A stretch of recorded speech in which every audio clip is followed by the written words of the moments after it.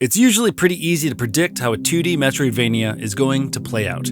At some point, you'll probably unlock a double or even a triple jump to reach previously inaccessible areas, obtain an air dash that helps you traverse large gaps and pass through specific blockades, and acquire a weapon upgrade that functions as both a killing tool and a way to progress past certain obstacles. Animal Well contains most of these things, but never in ways that are expected. Animal Well is a surrealist puzzle platformer that's delightfully surprising. Even if its pixelated art style and genre trappings make it seem familiar on the surface, it is a game that often refrains from conventional wisdom and stands out because of it.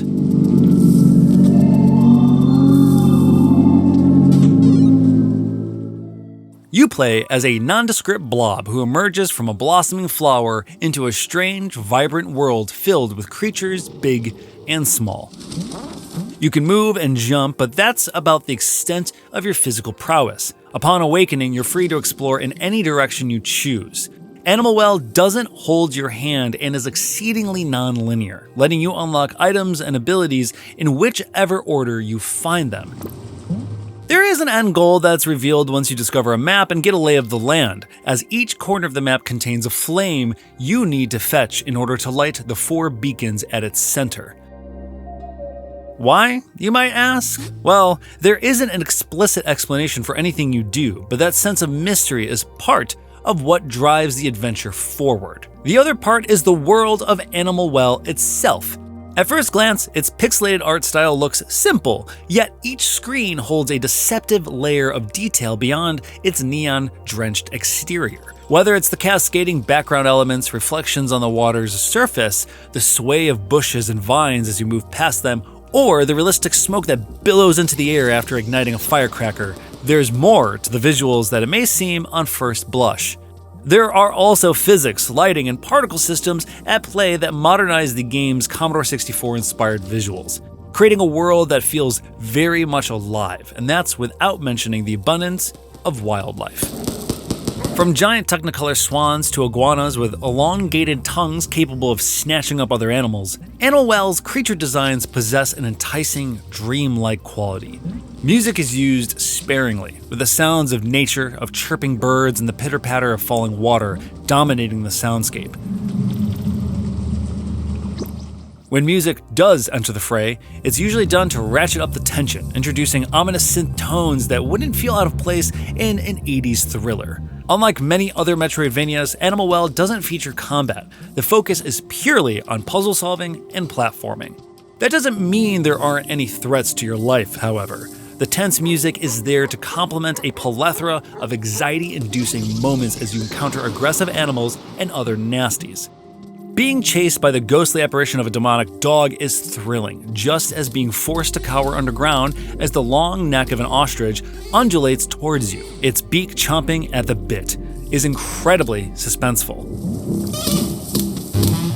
Consumable firecrackers can scare away some creatures, while others require you to simply run away. Yet it's the gradual arsenal of tools at your disposal that makes a real difference. Like any good Metroidvania, Animal Well features various items that act as keys to progression while also introducing new gameplay mechanics.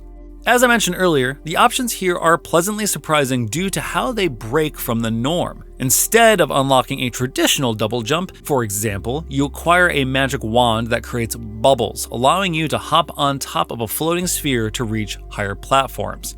This might not sound groundbreaking, but when you factor in the way certain enemies and objects in the environment can interact with these bubbles, their impact is much more varied than a simple double jump could ever be. The frisbee, meanwhile, can be used to flip faraway levers or distract certain animals like dogs, giving you the opportunity to slip past unharmed. This emphasis on avoiding combat makes enemy encounters feel like puzzles to be solved, which seamlessly meshes with the rest of the game's engaging puzzle design. I was never stumped for long by any of Animal Well's conundrums, yet the solutions were nearly always creative enough that I constantly felt satisfied whenever I solved one. Most of the puzzles revolve around opening the path forward by activating a number of switches. This might be done by dropping a slinky and moving blocks to guide it down the right path or manipulating animals to walk on switches you can't reach yourself. Sometimes you might use a yo-yo to flip a switch underneath you, ricochet the frisbee off 2 different levers to cause platforms to activate and deactivate, creating a timing-based platforming section, or use a crank to rotate platforms and redirect the spray from a water fountain into a bowl. I'm deliberately describing some of the earlier puzzles because discovering Animal Well's various conundrums yourself is a significant part of the experience. But these examples are a decent glimpse at the sheer variety on show. There are also secrets to be found in the nooks and crannies of Animal Well's densely packed map.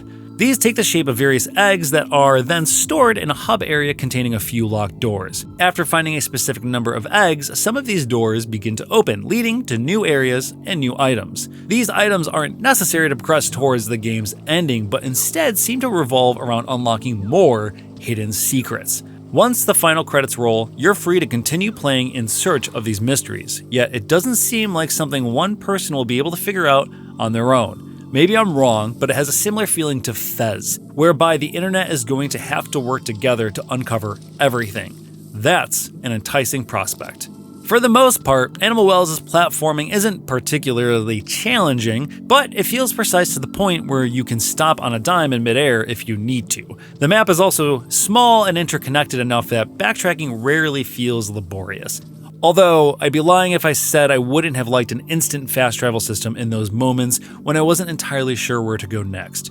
There are a couple sections where dying multiple times is a distinct possibility, and it's here where backtracking can encroach on frustration due to the way respawning works. The last save point you use is where you'll appear after dying, which can sometimes be a fair distance away. Normally, this is a non-issue, but when you encounter a section, like one involving moving platforms that can crush you in an instant, the long trek back quickly becomes demoralizing. It's impressive that this is the lone blemish on an otherwise excellent addition to the pantheon of great Metroidvanias. This is a game that's chock full of pleasant surprises, from the way its items forego tradition in interesting ways to the visual design and sense of atmosphere generated by its bizarre, neon-soaked world. Animal Well might look antiquated and familiar at first glance, but this well is cavernous and unpredictable.